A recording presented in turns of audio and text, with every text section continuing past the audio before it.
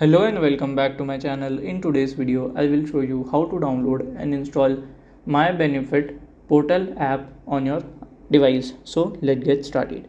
So if you are an Android user, you should must use your Google Play Store. If you are an iOS user, you should use your Apple Store. So at here, when you will just go to the Google Play Store, here at the top left section, you have to search, and same goes to your Apple Store user. Just go and you can search for the benefit, like search like this, MyBenefit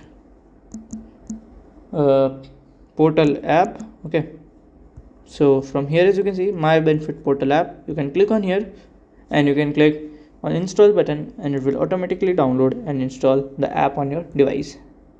So if you have any question related to this, you can let me know in my comment section. And if you find this video helpful, make sure you like, subscribe and share the video. Thank you for watching.